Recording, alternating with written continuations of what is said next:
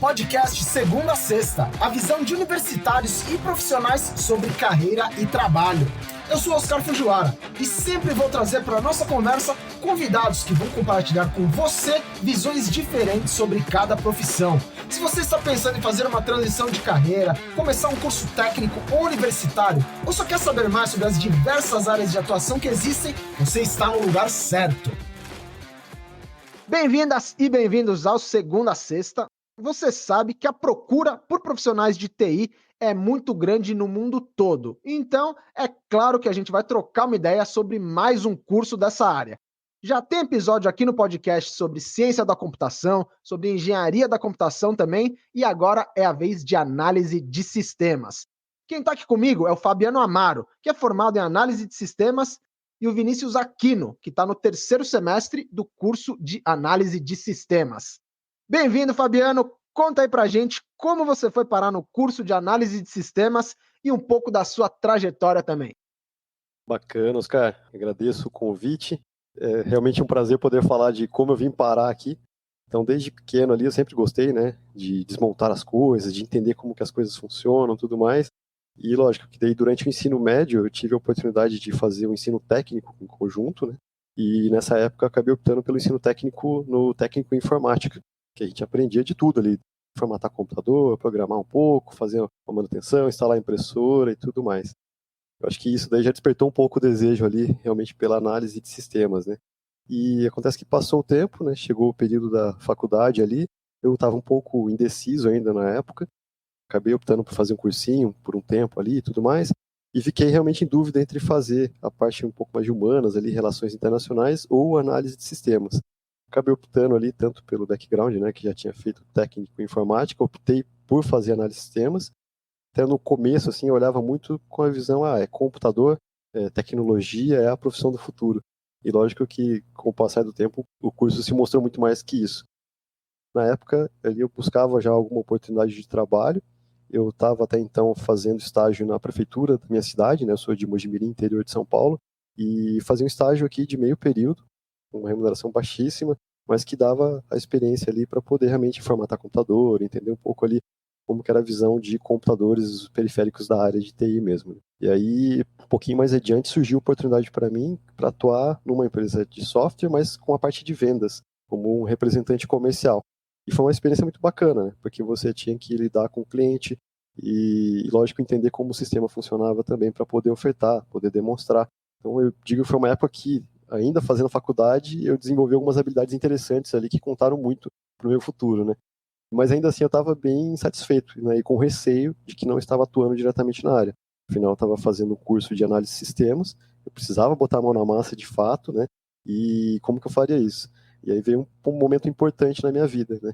Decidi ali abandonar o emprego de vendedor, que eu estava ganhando relativamente bem, né? Uma vez que você é comissionado, então eu tinha o salário fixo, mais a comissão. E aí, nesse período, eu fiquei aquele impasse. E agora, eu dou um passo para trás, né? Como que eu faço? E realmente eu dei esse passo para trás. Eu pedi demissão da empresa para poder realmente ingressar num estágio na área de TI.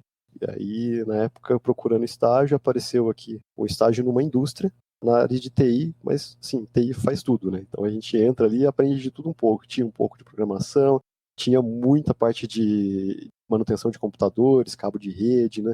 Gestão do parque tecnológico ali. Aprendi muito, fiquei praticamente um ano. E foi graças a isso, né, que apareceu mais adiante uma oportunidade numa empresa que eu admiro muito, né, que é a Matera, também de estágio, e já numa empresa de software, né, onde o core da empresa era o software, né, então diferente da indústria que eu estava, onde a gente era uma área de apoio, nessa empresa o software era o carro-chefe da empresa, né, a principal fonte de receita. O estágio, na época, o apelo era ali por auditoria. E desde então, né, tive diversas oportunidades dentro da empresa, atuando nessa frente.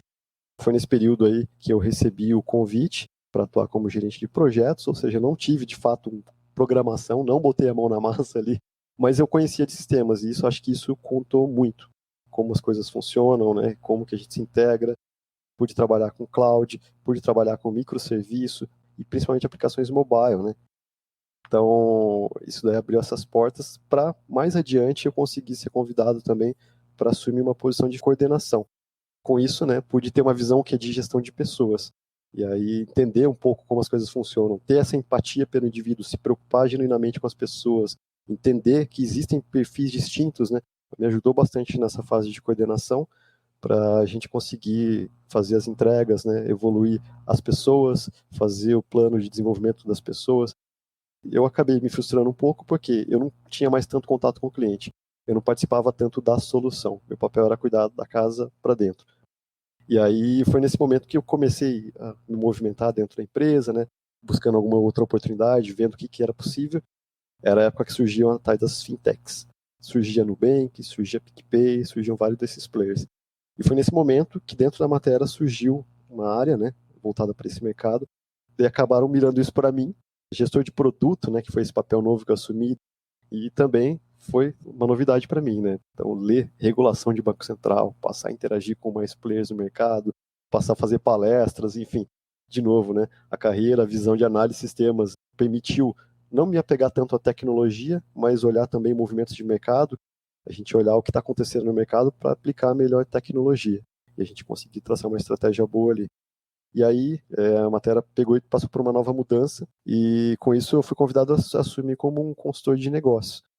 Foi o momento de fazer muitas pré-vendas, né? De estar o tempo todo no mercado, eu ia quase que de segunda a sexta para São Paulo, diversas reuniões ao longo do dia, apresentando o sistema, obtendo ideia do cliente, revalidando isso dentro da empresa. E aí, então, como nada para, a gente tem que continuar mudando e crescendo, né? E a matéria abriu novas oportunidades, dentre elas de Head de Desenvolvimento de Negócios. Foi um momento de me aproximar de empresas parceiras, entender como que a gente poderia entregar nossos produtos, atrelado a produtos deles, né?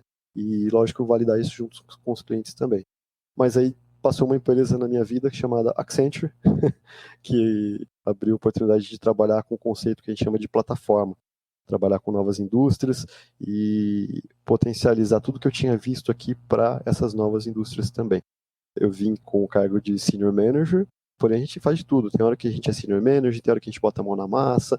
A diversidade que a gente vê aqui é muito grande. Se eu falar para você que consigo definir claramente o que eu faço hoje é uma mentira, né? Porque eu não consigo, é difícil explicar até para minha mãe o que eu faço, para os amigos, né? Mas eu brinco que assim, no final das contas, eu ainda me sinto um analista de sistemas, porque o tempo todo, desde o início da faculdade até aqui, tudo que eu fiz foi observar como as coisas funcionam, tentar aplicar da melhor forma a tecnologia, as pessoas, o time que está envolvido, né, o contexto ali. Então é muito de olhar o ecossistema, entender como a gente pode melhorar isso, como pode otimizar isso. E você, Vinícius, conta aí pra gente como você foi parar no curso de análise de sistemas. Me identifiquei muito com o Fabiano, também sempre tive aquela vontade de desmontar as coisas. Minha mãe falava que não sobrava um carrinho de controle remoto inteiro ali para guardar de lembrança para a vida toda. Eu sempre desmontava, tirava os motor, fazia outra coisa com o motor. Passei ali o ensino médio numa escola pública mesmo, então nunca fui muito falado sobre faculdade comigo. Eu fui descobrir mesmo lá no terceiro ano, que já a bomba já estava entrando, eu não sabia nem o que que era. Aí, de primeiro momento, eu fui fazer direito na primeira semana de aula, e eu falei, isso aqui já não é para mim, eu vou ter que sair no primeiro semestre mesmo, não vai ter jeito.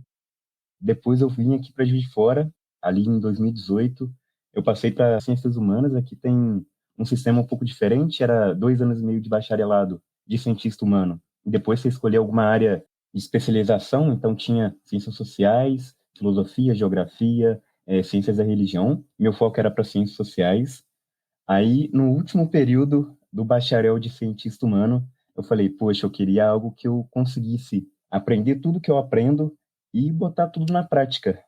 Botar a mão na massa mesmo, era uma coisa que eu sempre vinha buscando. Aí eu lembro que eu falei, pô, eu vou ter que fazer o Enem de novo, vou ter que passar por essa bomba de novo. E aí eu consegui passar para outro curso que ainda não é análise de desenvolvimento de sistemas, eu passei para engenharia ambiental, que era o meio termo dos dois. Eu pensei assim, pô, eu não quero ir muito para exatas, porque eu não sei se eu vou conseguir, mas eu também quero ter esse contato com a parte de humanas, né? Que engenharia ambiental consegue casar muito bem isso. E aí, nas primeiras aulas, eu tive ali o primeiro contato com programação, a parte do ciclo básico, onde a gente pega a matéria ali com todo mundo, então tinha lá algoritmos e laboratório de programação. Aí, quando eu sentei na mesinha do computador ali do laboratório e comecei a fazer uns negócios estranhos que eu nunca tinha visto antes. Aí eu falei, pô, não é possível que eu vou ter que mudar de, de faculdade mais uma vez, né? Já estava pensando ali, pô, como que eu vou contar para meus pais que eu vou ter que mudar de faculdade mais um ano aí, mais um peso para eles. Entrei em 2020 ali, eu tive 2 semanas de aula e entrou a pandemia, então eu fiquei 7 meses parado ali, fiquei ali na casa dos meus pais, e eu lembro que eu não tinha nada para fazer, não tinha como arrumar um emprego, não tinha como sair, eu tinha que ficar dentro de casa. Eu comecei a ver algumas aulinhas no YouTube mesmo, o YouTube foi um grande aliado meu. Eu comecei a programar ali em C++, eu lembro que até que chegou um momento que eu falei, poxa, não dá mais para eu tentar só aprender sozinho, já chegou no meu limite aqui, eu não sou tão autodidata assim, vou ter que procurar alguma área assim para eu me especializar. Tentei procurar alguns cursos na internet mesmo para ver se eu conseguia aprender, só que eu também sentia falta ali do conteúdo acadêmico, né? Só que aí eu já não estava aguentando mais o Enem, né? Aí eu falei, poxa, eu vou tentar conseguir um estágio, vou ir pagando a faculdade mesmo, não vou tentar mais, mais o Enem, não. Em 2021, ali, eu consegui arrumar um emprego home office. Eu fui trabalhando ali, tendo mais contato até mesmo com a área de programação. Eu já sabia um pouco programar, já sabia o básico, pelo menos eu já estava com aquilo na mente. Foi nessa parte aí que eu decidi mesmo entrar na faculdade. Fiquei ali em dúvida entre ciência da computação, engenharia de software e análise de desenvolvimento de sistemas. E como análise de sistemas é o tecnólogo que eu faço, então são 2 anos e meio, eu decidi optando apenas pelo tempo. Comecei a procurar bastante estágio, e isso eu nem tinha começado a faculdade ainda. Aí eu tive uma entrevista ali com o EG Studio hoje. Cara, eu lembro que eu suava da cabeça ao pé na entrevista, porque eu tinha basicamente um mês de aula, então ele me perguntava umas coisas sobre protocolo HTTP e eu não sabia, porta TCP/IP eu também não sabia, eu falei, poxa, eu não vou passar. Eu me dei mesmo aquele balde de água fria, né? Falando, pô, vacilei, tenho que estudar mais. Depois de ali de uns 15 dias, me retornou falando que eu tinha passado, e aí foi uma explosão de alegria. E esse estágio, eu fui pensando que era uma coisa, eu já sabia que não era de fato ali só programação. Eu fui pensando que era uma coisa que eu ia mexer mais com o cliente, e quando eu cheguei lá, foi uma coisa totalmente diferente também. Também tive essa parte que o Fabiano falou de consultor de vendas, né, de pré-vendas. Atualmente eu faço parte desse time, então não é totalmente ligado à construção de software, mas também tem a parte, como ele falou ali, de conhecer pessoas, de praticar suas soft skills. A gente tem várias iniciativas internas ali para botar a mão na massa mesmo, de praticar um pouco o código, porque a gente sabe, não é só ficar ali trabalhando sem ter nenhum conhecimento técnico sendo melhorado em você. Até mesmo por ser IAD a minha faculdade, não ter aquele contato mesmo, aquele tato com os professores e com meus colegas. Eu pensei que seria um pouco mais chatinho, sabe? Então, pô, tá sendo uma experiência incrível para mim. E para uma pessoa, por exemplo, que quer atuar em TI, mas não sabe qual curso exatamente, engenharia da computação, ciência da computação, análise de sistemas, como que vocês explicariam para essa pessoa assim, qual que é o maior diferencial de análise de sistemas em relação a esses outros cursos? Tentar, né, que nunca é fácil, porque eu mesmo sempre tive essa dúvida.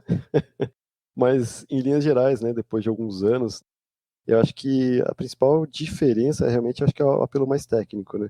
Quer queira, quer não, a engenharia, ela, como qualquer outra engenharia, ela te forma muito mais na visão de exatas. Você é o cara que vai ser mais analítico, talvez vai botar mais a mão na massa ali, vai ter mais essa visão de engenheiro, de fato. A ciência da computação, eu acho que ela já está mais próxima da análise de sistemas, mas com essa visão de cientista mesmo de dados, né? O cara que investiga, corre atrás ali. Com a diferença que eu acho que a da análise de sistemas, ela é a visão holística, talvez, é mais ampla. Pode se definir também por genérica, né? Porque o leque é muito aberto, ela acaba te apresentando um pouco de cada coisa ali e você realmente precisa especializar um pouco mais. Acho que talvez para quem pensa em fazer programação propriamente, né? Acho que engenharia da computação, ciência da computação é mais mão na massa ali e análise de sistemas um pouco uma visão mais ampla ali do todo, né? Sistêmica mesmo. E vocês já atuaram muito ao lado de profissionais formados em engenharia da computação, em ciência da computação, que no fim das contas tinham os mesmos papéis e faziam as mesmas atividades que vocês dentro de uma equipe? Com certeza. Aqui entra uma característica importante, né? Eu acho que nem só análise de sistemas, nem só ciência da computação, nem só engenharia da computação, né? Eu trabalhei, por exemplo, com matemático e físico, fazendo basicamente a mesma coisa também. Então aí entra realmente o interesse da pessoa, né? De entender como as coisas funcionam, botar a mão na massa, né? E se expor a algo diferente ali também. Então a gente vê que é bem comum as empresas mesclarem isso e não fazerem essa diferenciação. Não tem uma empresa, pelo menos eu não me lembro de ter visto uma empresa de TI buscando só analista de sistema, né, excluindo os demais ali. Pelo contrário, acho que a visão é realmente do software, né, da tecnologia, é algo comum as três ali. Eu também trabalho, até mesmo uma pessoa que já participou do podcast que fez o episódio de Ciência da Computação, que é o Xavier. Eu trabalho com ele se formou já em Ciência da Computação. Então, a gente tem sempre ali as mesmas tarefas e até mesmo já também trabalhei com engenheiro de software. Acaba caindo ali na mesma rede, né, dos Tech Recruiters. Então, acho que essa diferenciação aí dentro da empresa mesmo acaba não tendo. E eu falo para você, muitas das pessoas que estão trabalhando com TI sequer são formadas em TI. E isso acho que eu acho um aspecto que me chamou muito a atenção. Então, exemplo, tá?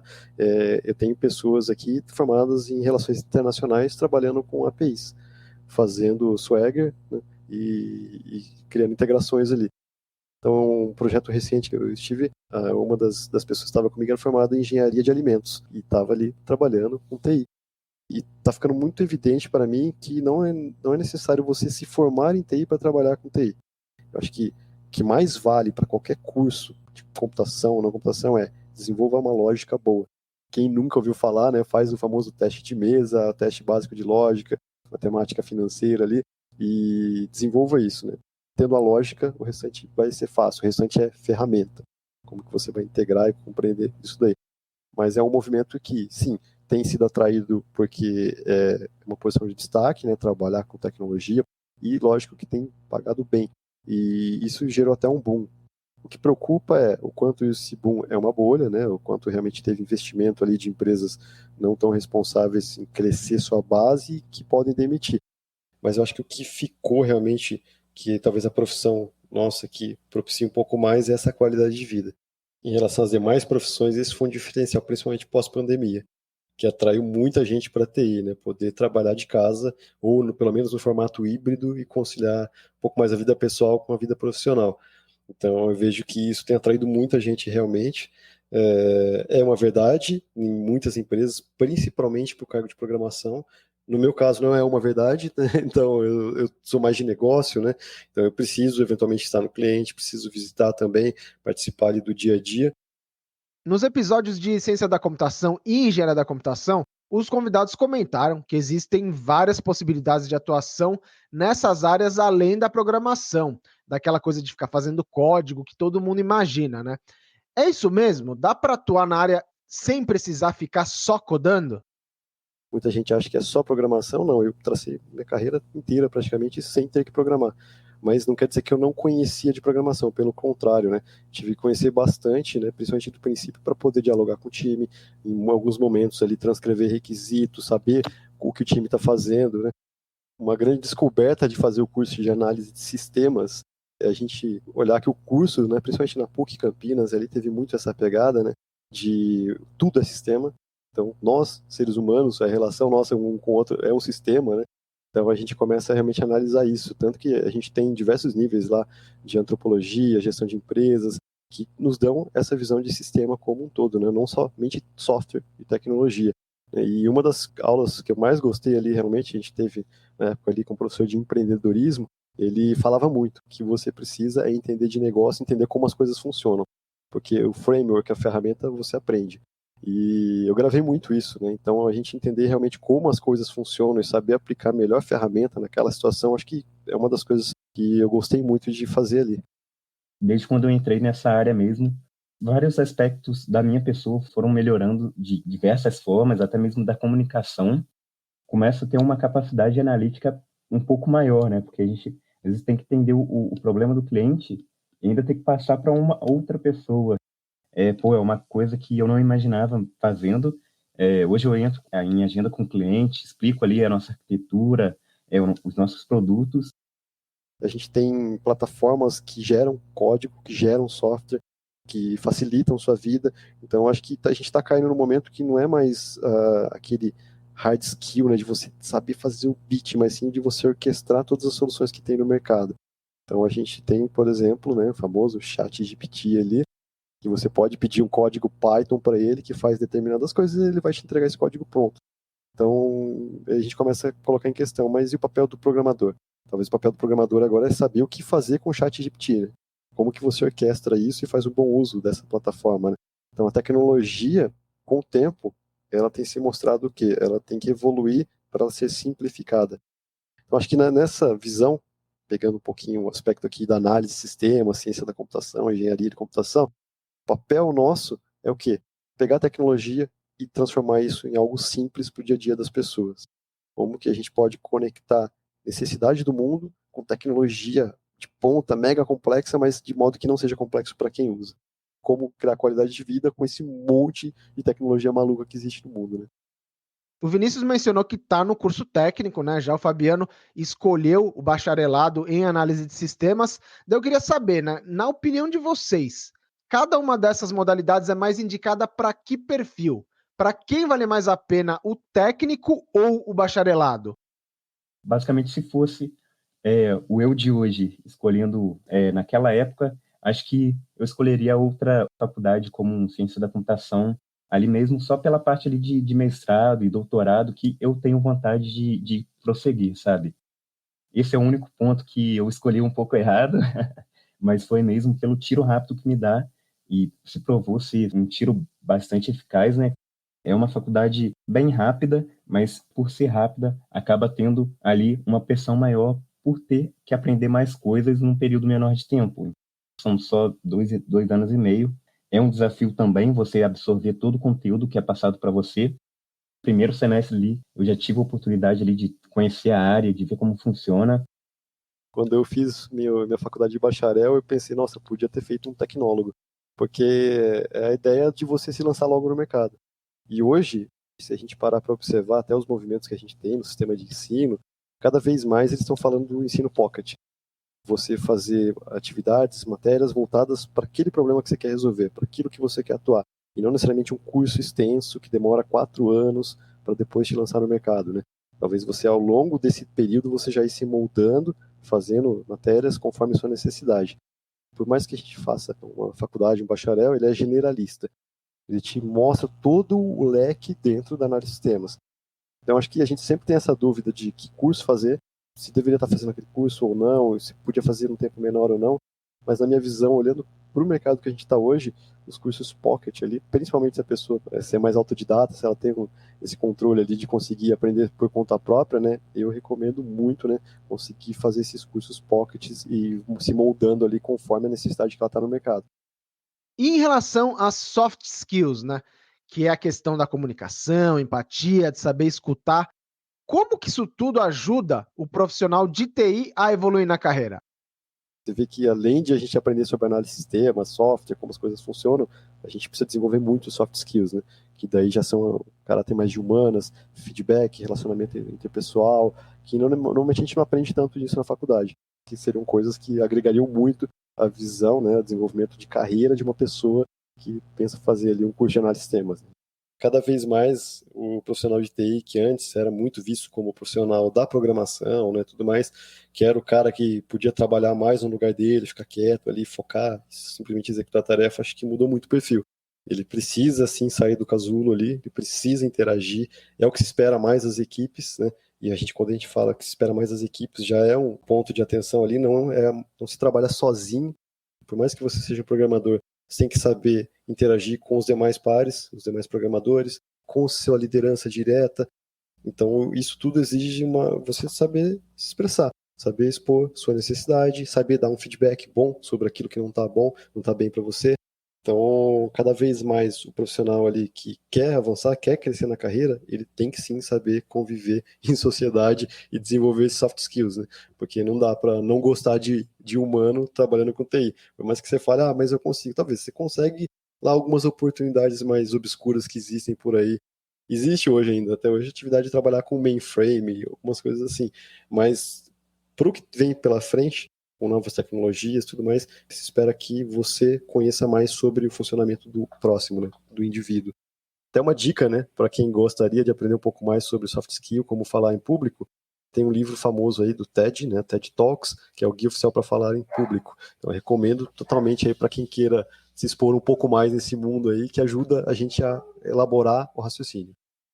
O mercado de TI, não só no Brasil, né, mas no mundo todo, tem muita vaga aberta e não tem profissional suficiente para preencher todas elas. E por isso que as remunerações são muito boas, né? Muita oferta de vagas.